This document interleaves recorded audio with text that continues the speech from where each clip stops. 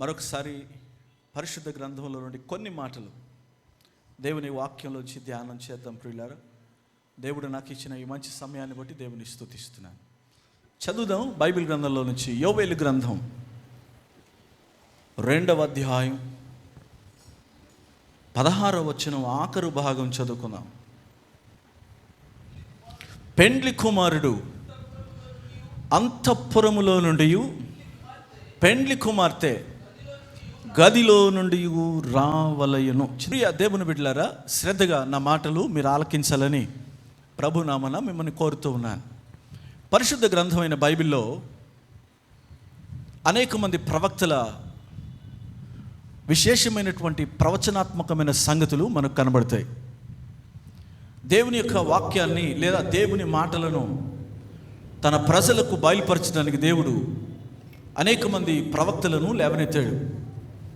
ఆయా కాలాల్లో, ఆయా సందర్భాల్లో, ఆయా పరిస్థితులను బట్టి దేవుడు తన ప్రవక్తలను లేవనెత్తి వాడుకుంటూ వచ్చాడు. అలా మన బైబిల్ గ్రంథంలో చదివితే అనేక మంది ప్రవక్తలు మనకు కనబడతారు. బైబిల్ గ్రంథంలో పెద్ద ప్రవక్తలు అనబడిన వారు, చిన్న ప్రవక్తలు అనబడిన వారు మనకు కనబడతారు. విశేషముగా మనం చదివితే యెషయా ప్రవక్త కానివ్వండి, ఇర్మియా ప్రవక్త కానివ్వండి, యెషయా ప్రవక్త కానివ్వండి, ఇర్మియా ప్రవక్త కానివ్వండి, ఎస్కేలు కానివ్వండి, దానియేలు కానివ్వండి, ఇంకా ఇలాంటి ప్రవక్తలు ఎంతోమంది దేవుని యొక్క విశేషమైన సంగతులు ప్రవచిస్తూ వచ్చారు ప్రియులారు. అంత మాత్రమే కాకుండా చిన్న ప్రవక్తలు కూడా మనకు కనబడతారు. వారిని కూడా బైబిల్ గ్రంథం చాలా చక్కగా ప్రస్తావిస్తూ వచ్చింది. వారి ద్వారా కూడా దేవుడు అనేక సంగతులు మాట్లాడుతూ వచ్చాడు. పాత నిబంధన గ్రంథం అంతా మనం జాగ్రత్తగా పరిశీలన చేసి చదివితే కొత్త నిబంధన కాలమునకు సాదృశ్యంగాను ఛాయారూపకముగాను దేవుడు అనుగ్రహించాడు. పాత నిబంధన గ్రంథములో వ్రాయబడిన ప్రతి సంగతి కూడా కొత్త నిబంధన గ్రంథంలోనికి వచ్చేటప్పటికి అది నెరవేర్పులోకి మనకు కనబడుతూ వస్తుంది. కనుక దేవుడు ప్రవక్తల ద్వారా పాత నిబంధన గ్రంథంలో ఏది మాట్లాడినా క్రొత్త నిబంధన సంఘములో ఉన్నటువంటి లేదా కొత్త నిబంధన కాలములో ఉన్న క్రైస్తవ జనాంగమైన మనందరి కొరకు చాలా విశేషముగా పరిశుద్ధాత్మ దేవుడు వ్రాయించి ఉంచాడు. నమ్మిన వారు దేవునికి స్తోత్రం చెబుదాం. హల్లెలూయా, హల్లెలూయా. అలా ప్రవచించినటువంటి ప్రవక్తల్లో యోవేలు ప్రవక్త గ్రంథం మనం చదువుతూ ఉన్నాం ప్రియులారా. యోవేలు ప్రవక్త దేవుని యొక్క సన్నిధిలో కన్నీరు గార్చి ప్రార్థన చేసి ఇశ్రాయేలు ప్రజల కొరకు తీసుకొచ్చినటువంటి వర్తమానం మనకు చాలా చక్కగా కనబడుతుంది ఈ యోవేలు గ్రంథంలో. 2వ అధ్యాయ ప్రారంభం నుంచి మనం చదువుకుంటూ వెళితే మీరు ఉపవాసం ఉండి ప్రార్థన చేయండి. ఏ దేవుడైతే మిమ్మల్ని కనికరింపక పక్కకి జరిగిపోయాడో ఆయన పశ్చాత్తాపడి మరలా మీ వైపు చూసి ఇదిగో తన యొక్క జాలిని మీ పట్ల కలిగి మీ జీవితాల్లో కార్యం చేస్తాడు అని 2వ అధ్యాయ ప్రారంభం నుంచి కూడా మనం చదువుతాం ప్రియులారా. ఇంకా 13వ వచనం దగ్గరకు వచ్చేటప్పటికి 2వ అధ్యాయంలో కరుణా వాత్సల్యములను దేవుడు చూపిస్తాడని, ఆయన శాంతమూర్తి అని, కృపగలిగిన వాడై ఉన్నాడని చెబుతూ వచ్చాడు. కీడు చేయక, తాను ఏదైతే కీడు చేయాలనుకున్నాడో దాన్ని చేయకుండా ఆయన పశ్చాత్తాపడి దాన్ని ఆపేస్తాడు. ఆయన దయగలిగిన దేవుడు కనుక మీ వస్త్రములను చింపుకోకుండా మీ హృదయములను చింపుకొని దేవుని ఎదుట ప్రార్థన చేయండి అని యోవేలు ప్రవక్త ఇశ్రాయేలు జనాంగంతో మాట్లాడుతూ వస్తూ వచ్చాడు. ఈ సంగతులన్నీ కూడా యోవేలు ప్రవక్త ప్రవచిస్తూ ఉండగా ఒక ప్రవచనం మనం చదువుతూ ఉన్నాం. రాయబడిన ఒక ప్రవచనం 16వ అధ్యాయం ఆఖరి భాగంలో అంతఃపురములో నుండి పెండ్లి కుమారుడు రావాలి, ఇంకా పెండ్లి కుమార్తె గదిలో నుంచి రావాలి అని రాయబడింది. అక్కడ పైన ప్రకటిస్తున్నటువంటి మాటలు వేరు, ఇక్కడ కనబడుతున్న ప్రవచనం వేరు. చాలా వ్యత్యాసం కనబడుతున్న మాటల్లో. అక్కడేమో మీ హృదయములను చింపుకొని దేవుని సన్నిధిలో ప్రార్థన చేయండి అని చెబుతున్నాడు. యెహోవా మీ ఎడల జాలి చేసుకుని మీ కొరకు కార్యం చేస్తాడు అని చెబుతున్నాడు. ఇంకా విశేషమైనటువంటి మాట చూడండి, జనులందరినీ కూడా సమకూర్చుకొని మీరు దేవుని ఎదుట ప్రార్థన చేయండి అని చెబుతూనే పెండ్లి కుమారుడు అంతఃపురములో నుంచి రావాలి, పెండ్లి కుమార్తె గదిలో నుంచి రావాలి అని ప్రవచనం ఎత్తి మాట్లాడుతున్నాడు యోవేలు ప్రవక్త. ప్రియులారా, ఇందులో ఉన్న చిన్న సంగతిని నేను చెప్పి త్వరగా ముందుకు వెళ్ళడానికి ప్రయత్నం చేస్తాను. దేవునికి మహిమ కలుగునుగా. బైబిల్ పరిభాషలో చాలా సంగతులు ఉపమానార్థము కలిగి మాట్లాడుతూ లేదా లిఖించబడ్డాయి, రాయబడ్డాయి. ప్రతి విషయం కూడా కొన్ని చోట్ల ఉపమానముగా యేసు ప్రభు వారు బోధిస్తూ వచ్చారు. కొన్ని పదాలు మాత్రం ఖచ్చితంగా అలంకార రూపకంగా రాయబడ్డాయి, గుర్తులుగా రాయబడ్డాయి, సాదృశ్యములుగా రాయబడ్డాయి. కొన్ని పదాలు అలంకార పదాలుగానే బైబిల్ గ్రంథంలో మనకు కనబడతాయి. పెళ్లి కుమారుడు అంతఃపురములో నుంచి రావాలి, పెళ్లి కుమార్తె గదిలో నుంచి బయటకు రావాలి అని 2 లైన్లు మనం నేర్చుకున్నాం ఈ రాత్రి. చేతులెత్తి దేవునికి స్తోత్రం చెప్పండి. నా మాటలు మీకు అర్థమవుతుంటే కొంచెం హల్లెలూయా చెప్పాలి. ఈరోజు ప్రియులారా, పెళ్లి కుమారుడు అంతఃపురంలో నుంచి రావాలని, గదిలో నుంచి పెళ్లి కుమార్తె రావాలని ఈ చిన్న మాటను ధ్యానం చేసి ముందుకు సాగిపోదాం. ప్రియులారా, జాగ్రత్తగా గమనిస్తే ఈ అలంకార రూపకముగా వ్రాయబడిన ఈ పదముల్లోని ఆత్మ సంబంధమైన సంగతులు నేర్చుకునే వారంగా మనం ఉండాలి. 10 సంవత్సరాల వార్షికోత్సవ సభలు జరిగించుకుంటున్న మన సంఘము అనగానే సంఘములో ఉన్న విశ్వాసి అని అర్థం. సంఘము అంటే విశ్వాసుల యొక్క గుంపు అని అర్థం. ఇంగ్లీష్లో చర్చ్ అని పిలిచారు. ఇంకా కొంచెం గ్రీకు పదంలోకి వెళ్తే ఎక్లేషియా అన్నారు, అనగా టు బి కాల్డ్ అవుట్, అనగా బయటికి పిలువబడిన వారు అని అర్థం.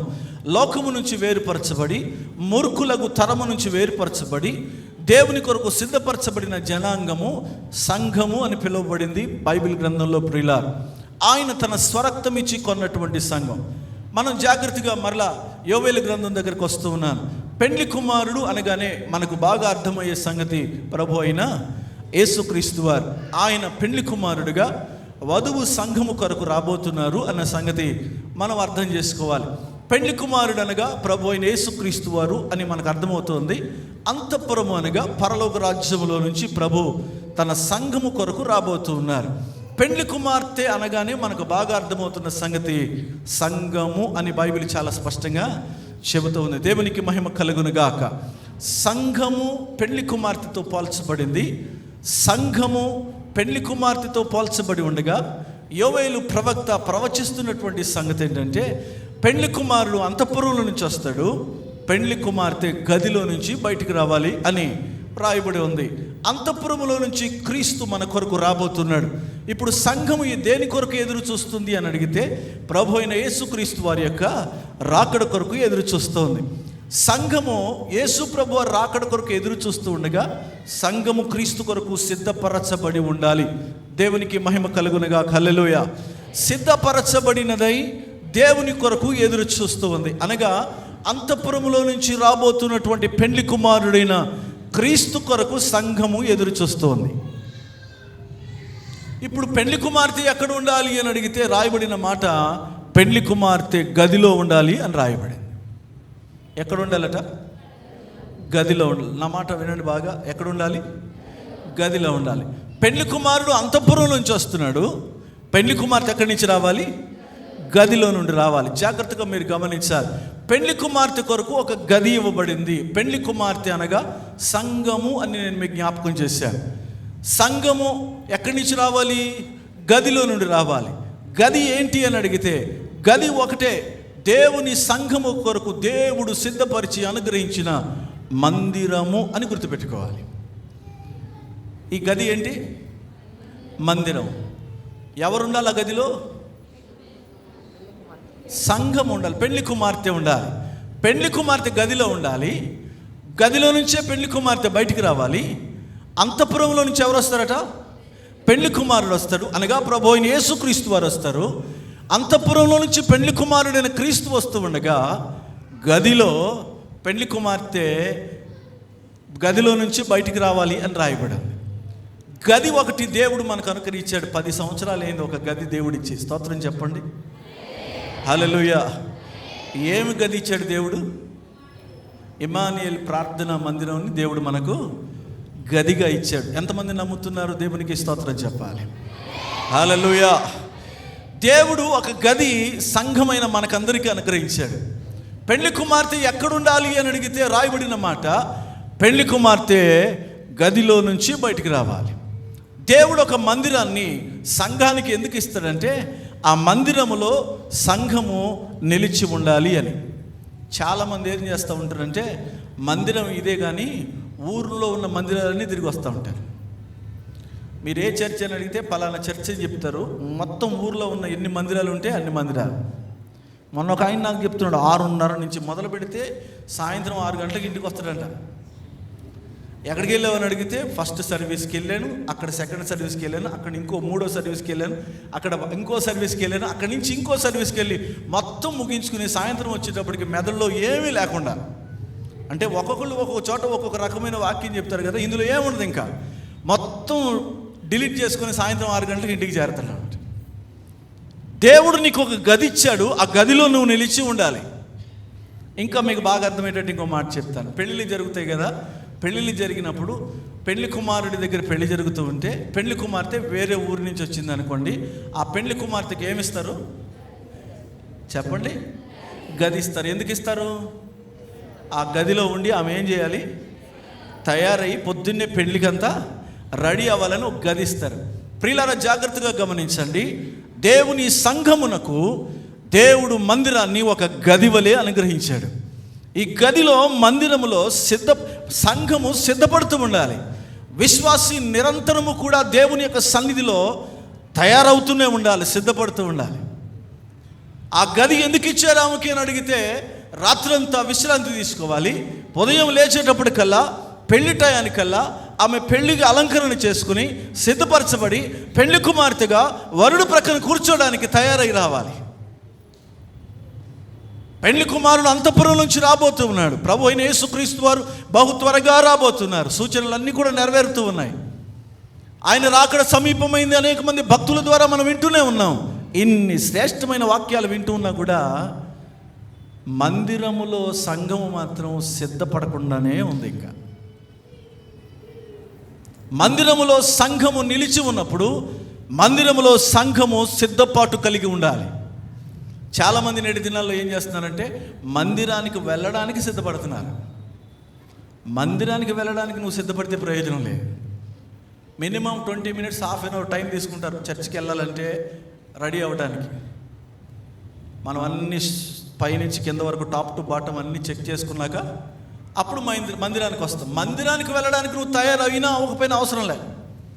కానీ మందిరానికి వచ్చిన తర్వాత మందిరములో అంతఃపురములో నుంచి రాబోతున్న క్రీస్తుని ఎదుర్కోవడానికి, పెళ్లి కుమారుని ఎదుర్కోవడానికి మాత్రం విశ్వాసి మందిరములో గదిలో సిద్ధపరచబడాలి. మందిరములో సంఘము సిద్ధపరచబడుతూనే ఉండాలి. ఎందుకు ప్రతి వారం దైవ సేవకుడు నిలబడి రొమ్ము బాదుకుని అరిసి ప్రసంగం చేస్తాడు? రాత్రంతా సంఘము కొరకు, విశ్వాసుల కొరకు మోకాళ్ళ మీద పడి, ప్రభువా ఫలానా కుటుంబాన్ని కాపాడు, ఫలానా వ్యక్తిని రక్షించిన ఆయన, ఫలానా విశ్వాసి దారి తప్పిపోతున్నాడు, అయ్యా వారు మార్గము తప్పి తిరుగుతున్నారు, అయ్యా వారిని కనికరించు ప్రభు అని మోకరించి ప్రార్థన చేసి నీ కొరకు ఎందుకు కన్నీరు గారుతున్నానంటే మందిరం అనబడిన గదిలో సంఘముగా నీవు నేను సిద్ధపరచబడాలి అని. నువ్వు ఇంటి దగ్గర సిద్ధపడి వచ్చి మందిరానికి రావడం కాదు, మందిరములో సిద్ధపరచబడి అంతఃపురములో నుంచి రాబోతున్న క్రీస్తుని ఎదుర్కోగలగాలి. ఆయనను ఎదుర్కోవడానికి, పెళ్లి కుమారుని ఎదుర్కోవడానికి సంఘమైన నీవు, విశ్వాసమైన నీవు ఈ గదిలో సిద్ధపరచబడాలి. ఈ గది కట్టి ఎన్ని సంవత్సరాలు అయింది? ఈ గదిలో మరి ఎంతమంది తయారయ్యారో నాకు తెలియదు. మొత్తానికి ఎంతమంది సిద్ధపడ్డారో తెలియదు నాకు. ఇంటి దగ్గర సిద్ధపడి మాత్రం వచ్చాము. వర్షం వచ్చిందని కొంతమంది ఆగిపోయి ఉండొచ్చు, బహుశా చినుకు పడితే మొలకలేమి వచ్చాయి. మనం దేవుని కొరకు వచ్చేస్తూనే ఉండాలి. స్తోత్రం చెప్పండి బిగ్గరగా, చేతులు పైకెత్తి చెప్పండి గట్టిగా, బిగ్గరగా చెప్పాలి హల్లెలూయా. 10 సంవత్సరాల పాటు ఈ మందిరాన్ని దేవుడు నీకు అనుగ్రహిస్తే, ఈ గదిని నీకు అనుగ్రహిస్తే నువ్వు ఎలా సిద్ధపడ్డావు దేవుని సన్నిధిలో? రైట్, ఇంకా కొంచెం ముందుకు వెళ్తాను. ఇంకా కొంచెం మీకు అర్థమయ్యే భాషలో, మీకు అర్థమయ్యే రీతిలో చెప్పాలని నా ఆశ. పెళ్లి కుమార్తెకు గది ఇచ్చారని చెప్పాను కదా. వేరే ఊరి నుంచి వచ్చిన పెళ్లి కుమార్తెకు ఏమి ఇచ్చారు? గది ఇచ్చారు. అంటే లోకములో నుంచి వేరుపరచబడిన నీకు నాకు ఒక గది ఇవ్వబడింది, అదే మందిరం అని చెప్పారు. ఆ గదిలోకి రాగానే పెళ్లి కుమార్తెకు డైరెక్ట్గా కనపడేది ఏంటి తెలుసా? ఫస్ట్ ఎదురుగుండా ఏం కనపడుతుంది? బాగా చెప్పాలి మీకు తెలివైన వారు. సర్దుకోవడానికి ఏం కనపడుతుంది? అద్దం కనపడుతుంది. గదిలో ఏముంది? అద్దం ఉంది. పెళ్లి కుమార్తె లోపలికి రాగానే ఫస్ట్ అన్ని పక్కన పడేసి అద్దం ముందుకు నిలబడి నా అవతారం ఎలా ఉంది అని చూసుకుంటుంది, నేను ఎలా ఉన్నాను అని చూసుకుంటుంది. వెనక్కి తిరుగుతుంది ఇలాగా, ముందుకు తిరుగుతుంది ఇలాగా, సైడ్కి తిరుగుతుంది ఇలాగా. ఎందుకు? ఆ అద్దం ఏం చేస్తుంది? ఈమె రూపం ఎలాగుందో చూపెడుతుంది, ఈమె పరిస్థితి ఎలాగుందో చూపెడుతుంది అద్దం. అద్దానికి మొహమాటం ఏం లేదు, మనం ఎలాగుంటే అలాగే చూపెడుతుంది. అద్దానికి ఏమి పక్షపాతం లేదు, మన మొహం ఎలాగుంటే అలాగే చూపెడుతుంది. వంకరగా ఉంటే వంకరగా చూపెడుతుంది, నిటారుగా ఉంటే నిటారుగా చూపెడుతుంది. పెళ్లి కుమార్తె గదిలోకి రాగానే కనబడే అద్దం తన మొత్తాన్ని చూపిస్తుంది ఎలా ఉన్నాను అన్న సంగతి. ఎక్కడ సరిగా లేకపోయినా కూడా ఆ అద్దంలో పెళ్లి కుమార్తె ఏం చేస్తుంది? సరి చేసుకోవడానికి ప్రయత్నం చేస్తుంది ఆ అద్దం ముందు నిలబడి. దేవుడు మందిరం అనే ఈ గదిలో కూడా ఒక అద్భుతమైనటువంటి అద్దాన్ని పెట్టాడు. అదే పరిశుద్ధ గ్రంథము అనబడిన దేవుని యొక్క వాక్యము అనే అద్దము. దేవునికి స్తోత్రం చెబుదాం. దగ్గరగా చెప్పాలి హల్లెలూయా, బాగా చెప్పాలి హల్లెలూయా. వాక్యం అనే అద్దము దగ్గరికి వచ్చి ఎప్పుడైతే నువ్వు నిలబడతావో నిన్ను నువ్వు సిద్ధం చేసుకుంటావు దేవుని సన్నిధిలో. చాలామందికి పాటలు అంటే చాలా ఇష్టం, స్తుతి ఆరాధన అంటే చాలా ఇష్టం, ఇంకా వేరే వేరే కార్యక్రమాలన్నీ చాలా ఇష్టం. ఒక్క దగ్గరికి వచ్చేటప్పుడే ఆగిపోతారు. వాక్యం వినండి అనేటప్పటికి కొంచెం ఏమొచ్చేస్తుంది? నీరసం వచ్చేస్తుంది, నిద్ర వచ్చేస్తుంది. అక్కడ కనుక నీకు నీరసం నిద్ర వచ్చిందనుకో, వాక్యపు అద్దములో నీ జీవితాన్ని చూసుకోవడానికి అవకాశం ఉండదు. ప్రియ దేవుని బిడ్డలారా, దేవుడు పరిశుద్ధాత్మ అభిషేకాన్ని ఇచ్చి వాక్యపు జ్ఞానాన్ని ఇచ్చి నీ దాసుని ఎందుకు నిలబెడతాడంటే, ఎందుకు నీ ఎదుట నిలబెడతాడంటే మన జీవితం అంతటిని కూడా చూపెడతాడు వాక్యం ద్వారా. అందుకే వాక్యం ప్రతిరోజు దేవుని మందిరములో వినాలి. ఈ గదిలోకి వచ్చిన దేవుని యొక్క సంఘం ఆ అద్దం ఎదుట నిలబడాలి. ప్రతి విశ్వాసి వాక్యపు అద్దము ఎదుట నిలబడాలి. చేతులెత్తి దేవునికి స్తోత్రం చెబుదాం, గట్టిగా చెబుదాం హల్లెలూయా, హల్లెలూయా. అందుకే ఈ వాక్యం ఎంత చదువుతావో, ఎంత దీన్ని పరిశీలన చేస్తావో, ఎంత నేర్చుకుంటావో ఈ గదిలో దేవుని కొరకు నువ్వు సిద్ధపడతావు. ఎందుకంటే పెళ్లి కుమారుడు ఎక్కడి నుంచి వస్తున్నాడు? అంతఃపురం నుంచి పెళ్లి కుమారుడు రాబోతున్నాడు. పెళ్లి కుమారుని ఎదుర్కోవాలి అంటే వధువు సంఘం సిద్ధపడాలి, విశ్వాసి సిద్ధపడాలి. సిద్ధపడాలి అంటే అద్దం ముందుకెళ్తేనే కానీ మన అవతారం ఎలాగుందో మనకి. వాక్యానికి హృదయాంతరంగాల్లో ఏముందో కూడా క్లియర్గా తెలిసిపోద్ది. నేను నా పక్క వ్యక్తికి ఏమీ చెప్పకుండా దాచిపెట్టొచ్చేమో కానీ వాక్యానికి మరుగైనది ఏది లేదు, దేవునికి మరుగైంది ఏది లేదు. సంఘము ఎప్పుడైతే మందిరం అనబడిన గదిలో వాక్యము అద్దము దగ్గరికి వస్తుందో ప్రతి విశ్వాస జీవితం చాలా క్లియర్గా కనబడుతుంది. ఈ అద్దము ప్రతి చిన్న విషయాన్ని కూడా సరిచేస్తుంది. సండే స్కూల్లో పాట, యేసయ్య మాట జీవపు ఊట, పరముకు నడిపించు బాట. యేసయ్య మాట జీవపు ఊట, పరముకు నడిపించు బాట. చరణం పడదు. కత్తి వల్లే ఖండించును, సుత్తి వల్లే సరిచేయును. కత్తి వలే ఖండించును, సుత్తి వలే సరిచేయును. కత్తిలాగా ఖండిస్తుంది, సుత్తిలాగా సరిచేస్తుంది. ఈ అద్దము దగ్గర ఈ గదిలో నువ్వు నిలబడి సిద్ధపడాలి. ఎందుకు సిద్ధపడాలి సంఘం అంటే, ఎందుకు తయారవ్వాలి సంఘం అంటే, ఇదిగో పెళ్లి కుమారుడిగా రాబోతున్న ప్రభు అయిన యేసుక్రీస్తు వారిని ఎదుర్కోవడానికి. కడవరి దినాల్లో ఉన్నాం ప్రియ దేవుని బిడ్డలారా. ఏ క్షణంలో ఏం జరుగుతుందో తెలియని భయంకరమైన దుర్దినాల్లో మనం సాగిపోతూ ఉన్నాం. యేసయ్య రాకడ అతి సమీపముగా ఉండగా సంఘము మందిరం అనే గదిలోనికి వచ్చి దేవుని వాక్యం అనే అద్దము ఎదుట నిలబడి జీవితాన్ని సరి చేసుకోవాలి. కొన్నిసార్లు వాక్యం చెప్పినప్పుడు పాస్టర్ గారి మీద కోపం వచ్చేస్తూ ఉంటుంది. పాస్టర్ గారు మా రహస్యాలన్నీ బయట పెట్టేస్తాడు. ఈరోజు వాక్యం పాస్టర్ గారు నా గురించే చెప్పారు. కత్తి వల్లే సుత్తి వల్లే సరిచేయును. అద్దంలో నీవు నేను ఎలాగున్నామో అన్నీ సరిచేసేది దేవుని వాక్యమే. అందుకే ఈ మందిరము అనబడిన గదిలో అద్దము దగ్గర మన జీవితాలు సరి చేసుకోవాలి. దేవునికి మహిమ కలుగును గాక. దగ్గరగా చెబుదామా? మరొకసారి చెబుదామా? హల్లెలూయా, హల్లెలూయా. రోజు పొద్దున్న లేచిన తర్వాత అద్దం చూసుకోకుండా బయటకు వచ్చేవాళ్ళు ఎవరు లేరు. కానీ బైబిల్ చదవకుండా బయటకు వచ్చేవాళ్ళు మాత్రం చాలామంది ఉన్నారు. ఈరోజు పొద్దున్నే బైబిల్ చదివిన వారు ఒకసారి చూడాలని ఆశ. గట్టిగా లెక్క పెడితే ఒక 20.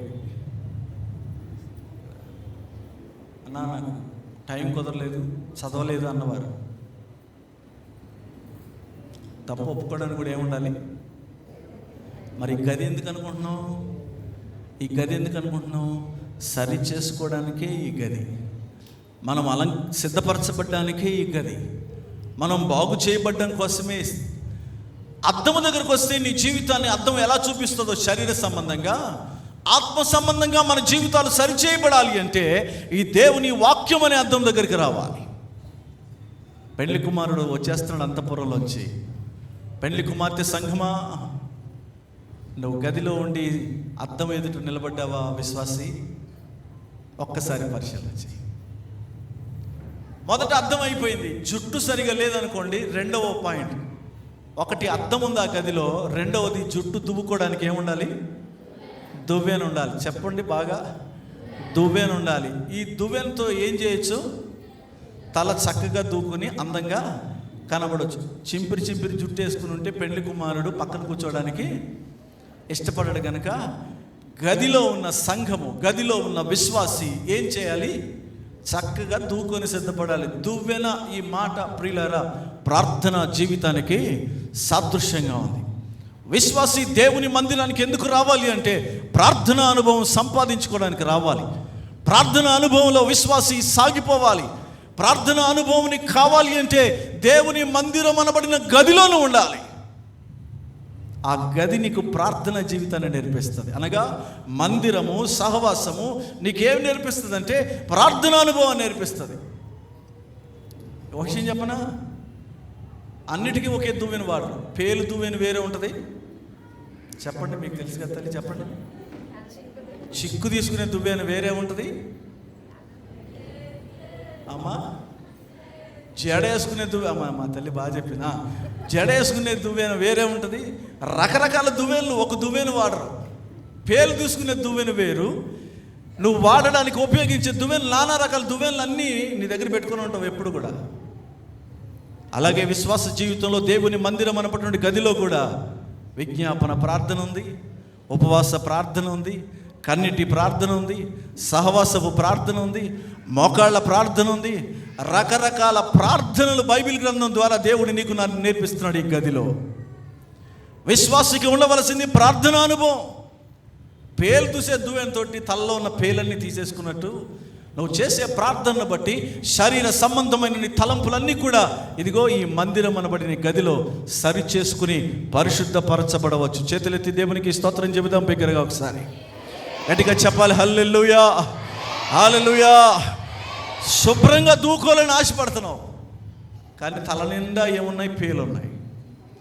పేలు పోవాలి అంటే ఏదో ఒక దువ్వెన వాడినట్టుగానే దేవుని మందిరం అనబడిన గదిలో నీ కొరకు సిద్ధపరచబడిన ఒక విశేషమైన దువ్వెనను వాడితే, ప్రార్థన దువ్వెన వాడితే నీ జీవితంలో, నీ తలంపుల్లో ఉన్న లోక సంబంధమైన కార్యాలన్నీ తొలగిపోయి ఒక విశేషమైన ప్రార్థన పరుడుగా ఈ గదిలో నువ్వు తయారవుతావు. గొప్ప గొప్ప దైవజనులందరినీ చూడండి, వాళ్ళ సీక్రెట్ ఒక్కటే, వారు రహస్యంగా ప్రార్థన చేస్తారు.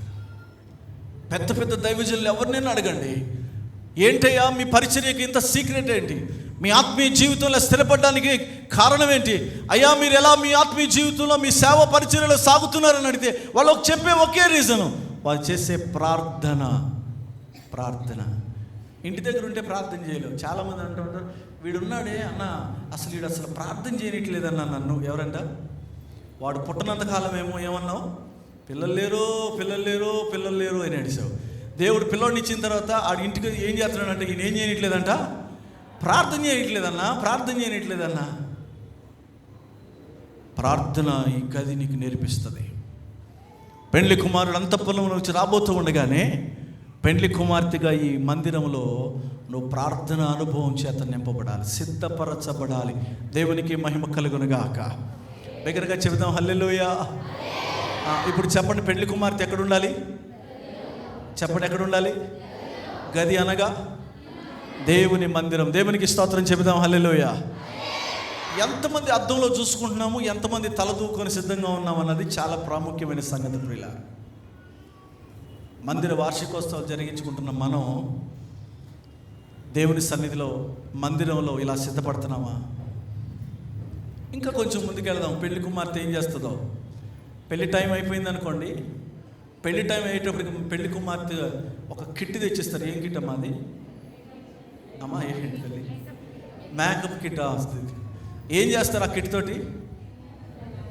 ముఖమంతా అందంగా తయారు చేసి సిద్ధపరిచి అలంకరించి తీసుకెళ్ళి ఎక్కడ కూర్చోబెడతారు? పెళ్లి కుమారుని ప్రక్కన కూర్చోబెడతారు. పెళ్లి కుమారుని ప్రక్కన పెళ్లి కుమార్తె కూర్చోవాలంటే అందముగా అలంకరించబడితేనే కానీ పెళ్లి కుమారుని పక్కన కూర్చోవడానికి అవకాశము. ఎక్కడ సిద్ధపరుస్తున్నారు అయ్యా పెళ్లి కుమార్తెను అని అడిగితే గదిలో సిద్ధపరుస్తున్నారు. గదిలో పెళ్లి కుమార్తె సిద్ధపడినట్టుగానే దేవుని మందిరములో కూడా పరిశుద్ధాత్మ అలంకరణ చేత, పరిశుద్ధాత్మ వరాల చేత, పరిశుద్ధాత్మ కృపావరాల చేత, ఆత్మ అనుగ్రహించు అనేక విశేషమైనటువంటి వరాల చేత ప్రతి విశ్వాసి అలంకరించబడి పెళ్లి కుమారుడిగా అంతఃపురంలో నుంచి రాబోతున్న ప్రభు అయిన యేసుక్రీస్తు వారి ప్రక్కన కూర్చోడానికి రావాలి. ఈ అలంకరణ అంతా ఎక్కడ దొరుకుతుంది నీకంటే ఒక్క గదిలోనే దొరుకుతుంది. దేవునికి స్తోత్రం చెబుదాం. దేవుని మందిరంలోనే దొరుకుతుంది అది. విశ్వాసిగా నువ్వు ఎంత అలంకరించబడ్డావో నీకు ఇప్పుడు తెలుస్తుంది, అర్థమవుతుంది. నువ్వు ఆలోచించుకుంటే ఎలా అలంకరించబడ్డావో నీకు అర్థమవుతుంది. చాలామంది పైన కనబడేటువంటి అలంకరణకే ప్రాధాన్యత ఇస్తారు. పైన ఎన్ని రకాల అలంకరణలు ఉన్నాయి, పైన ఎన్నో రకాలుగా సిద్ధపరచబడతారు. పైకి అందంగా కనబడడానికి ఎన్నో ప్రయాసాలు పడతారు. ఈ సబ్బు వాడండి, 100 రూపాయల సబ్బు వాడండి, తెల్లగా అయిపోతారని చెప్తే చాలు, పరిగెత్తుకెళ్ళిపోయి ఆ సబ్బు తెచ్చేసుకుని ముఖం తెల్లగా చేసుకుని అందంగా అయిపోవాలని ఎంత ప్రయాసపడతాం. అదే ఒక 100 రూపాయలు పాస్టర్ గారికి కానికిచ్చి, అయ్యా నా కోసం ప్రార్థన చేయండి, వాక్యం చెప్పండి, నేను అందంగా తయారవ్వాలి ఆత్మీయంగా అని ఎప్పుడన్నా అన్నావా? అక్కడంటే అడిగల ఈ పాస్టర్ బాలే ఏమడుగుతున్నాడు? ఆత్మీయ సౌందర్యానికి ఇచ్చే ప్రాధాన్యత ఎంత ఇస్తున్నావు అనేది ఆలోచించాలి. దేవుని మందిరంలో విశ్వాసిగా నువ్వు అలంకరించబడితేనే పెండ్లి కుమారుడిగా రాబోతున్న క్రీస్తు ప్రక్కన కూర్చోగలుగుతావు. ప్రియ దేవుని బిడ్డలారా, సంఘముగా కూడిన మనందరం ఈ గదిలో అలంకరించబడాలి పరిశుద్ధాత్మ వరాల చేత. పరిశుద్ధాత్మ అనేక వరాలను మనకు అనుగ్రహిస్తాడు, నానా విధములైన పరిచర్యలు మనకిస్తాడు. భాషలు మాట్లాడేవరం, భాషలు అర్థం చెప్పేవరం, ప్రవచించేవరం, ఇవన్నీ కూడా పరిశుద్ధాత్మ దేవుడు అనుగ్రహించేటువంటి వరాలు. ఈ వరాలన్నిటి చేత సంఘము అనగా విశ్వాసి అలంకరించబడాలి. ప్రభు రేపొద్దున చూసేది నీ పై అలంకరణ కాదు. నా ప్రియ సహోదరి సహోదరుడా, నువ్వు ఎంత ఆత్మ సంబంధంగా అలంకరించబడ్డావో వాటిని మాత్రమే నా ప్రభు చూస్తాడు. ఆయన ప్రక్కన కూర్చోడానికి యోగ్యత ఎప్పుడు వస్తుందంటే అలంకరించబడి అందముగా తయారవ్వాలి ఈ మందిరము అనబడిన గదిలో. అప్పుడే ఆ శ్రేష్టమైనటువంటి దేవుని ప్రక్కన పెళ్లి కుమార్తెగా కూర్చోగలిగిన భాగ్యం సంఘానికి అనుగ్రహించబడింది. బైబిల్ గ్రంథంలో ఎస్తేరును మనం ఒకసారి గమనిస్తే, అందరితో పాటు ఎస్తేరు కూడా రాణి అవడానికని సిద్ధపరచబడింది. 12 నెలల పాటు వాళ్ళకి పరిమళ ద్రవ్యముల చేత సిద్ధపరిచి అలంకరిస్తారు వాళ్ళని. మనం గమనిస్తే ప్రియులరా, హేగే అనేటువంటి ఒక వ్యక్తి వశములోనికి ఈ కన్యకలందరూ కూడా అప్పగించబడ్డారు. కన్యకలందరూ అప్పగించబడ్డారు. ఆ 12 నెలల పాటు వారు ఏది అడిగితే అది తీసుకొచ్చేవాళ్ళు. వాళ్ళకి ఎలాంటి నెక్లెస్ కావాలన్నా తెచ్చివ్వాలి, ఎలాంటి హారము కావాలన్నా తెచ్చివ్వాలి, ఎలాంటి బంగారం కావాలన్నా తెచ్చివ్వాలి, ఏ మోడల్ కావాలన్నా తెచ్చివ్వాలి. వారు కోరినది వారికి ఇచ్చి పరిమళ ద్రవ్యముల చేత వారిని సిద్ధపరిచి రాజు ఎదుటకు తీసుకురావాలి. అహశ్వరోషు రాజు దగ్గరికి తీసుకెళ్లేక ముందు వీరందరూ కూడా 12 నెలలు తయారయ్యి సిద్ధపరచబడి ఆ ప్రదేశంలో సిద్ధపరచబడి తయారయ్యి అప్పుడు రాజు ఎదుటికి వెళ్ళాలి. బైబిల్ గ్రంథం మనం చదివితే ప్రియులారా, ఎస్తేర్ అంటుంది, నాకు హేగే ఇచ్చినటువంటివి తప్ప ఇక పై అలంకరణ నాకేమీ అవసరం లేదు. హేగే ఏమైతే చెప్పాడో, ఏవేవి ఇచ్చి ఇవి వేసుకోండి అని చెప్పాడో అవి మాత్రమే చాలు, ఇంక ఎక్స్ట్రా నాకేం అక్కర్లేదు. పరిశుద్ధాత్ముడు ఏది నీకు అనుగ్రహిస్తున్నాడో ఈ గదిలో వాటిని ధరించుకొని క్రీస్తు ఎదుటకు వెళ్ళడానికి సిద్ధపరచబడాలి. యోవేలు ప్రవక్త ద్వారా అంత్యదినాల్లో మందిరాన్ని గురించి దేవుడు ప్రవచిస్తూ మాట్లాడుతున్నాడు. కడవరి దినములలో కలిగేటువంటి మహిమ, మందిరానికి కలిగేటువంటి మహిమ, సంఘానికి కలిగేటువంటి మహిమను గురించి మాట్లాడుతున్నాడు. ఇదిగో అంత్యదినములలో నా ఆత్మ మనుష్యులందరి మీద నేను కుమ్మరిస్తానని చెప్పాడు. ఆ ఆత్మ ద్వారా అనుగ్రహించబడే ప్రతి కృపావరము సంఘములో ఉన్న విశ్వాసిగా నీవు నేను కలిగి అలంకరించబడాలి. అదొక హారముగా ధరించుకోవాలి. ప్రతి వరము, ప్రతి ఒక్క విశేషమైన వరము మన జీవితాల్లో ఒక అలంకరణగా ప్రభు ఎదుటికి రావాలి. ఎస్తేర్ అలాగే అలంకరించుకుంది. హేగే ఇచ్చినవి తప్ప ఇంకా నాకు ఏం వద్దని చెప్పింది. మనమైతే ఏమేం కావాలో అవన్నీ తెచ్చేసుకుంటాం అక్కడి నుంచి, అంతఃపురం నుంచి. ఎస్తేర్ అలా కోరుకోలేదు. ఇచ్చినవి చాలు, ఏగే ఏవి నియమించాడో అవే చాలు నాకు. పరిశుద్ధాత్మ దేవుడు నీకు అనుగ్రహించేటువంటి కృపావరాలు చాలు.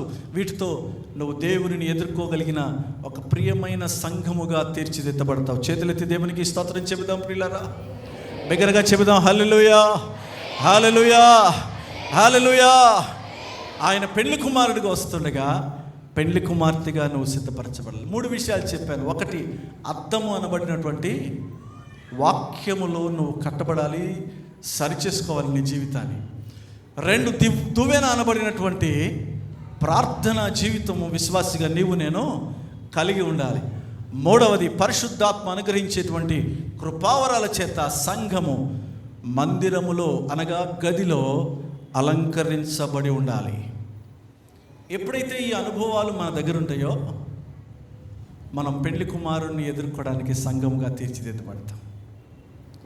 యోదయ, గలిలయ, సమరయ దేశముల యందట సంఘము క్షేమాభివృద్ధి చెందిందట. ఈరోజు సంఘం క్షేమాభివృద్ధి చెందాలి అంటే మందిరం అనబడిన ఈ గదిలో మనం ఏమవ్వాలి? సిద్ధపరచబడాలి. చేతులెత్తి దేవునికి స్తోత్రం చెప్తా. బిగ్గరగా చెప్పండి మరొకసారి. ఇక్కడే ఉన్నవారు గట్టిగా చెప్పండి హల్లెలూయా, హల్లెలూయా. ప్రతి దిద్దుబాటు కూడా సంఘంలో నీకు అనుగ్రహించబడుతుంది. ప్రతి విషయమైన సరిచేయబడ్డం దేవుడు నీకు అనుగ్రహిస్తూ ఉన్నాడు. ప్రతి విషయంలో ప్రభువు నన్ను నడిపిస్తున్నాడు.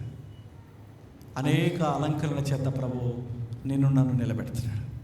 ఆయన వచ్చి మధ్యాకాశంలో నిలబడి ఇక్కడికి ఎక్కిరా అని పిలిస్తే సంఘముగా మనం ఏమవ్వాలి? రెప్పపాటులో ఇక్కడి నుంచి మనం ఆయన దగ్గరికి ఎగిరి వెళ్ళిపోవాలి. చేతులెత్తి దేవునికి స్తోత్రం చెప్పండి. ఎంతమందికి ఆశ ఉంది ఆయన పిలిస్తే వెళ్ళిపోదామని? కొంతమంది ఇలా సగం ఎత్తారమ్మా, అంటే సగం దూరం వస్తారో తెలియదు కానీ మొత్తానికి ఎంతమందికి ఆశ ఉంది వెళ్ళిపోవాలి? ఆయన పిలిస్తే ఇక్కడికి ఎక్కిరండి అని పిలిస్తే.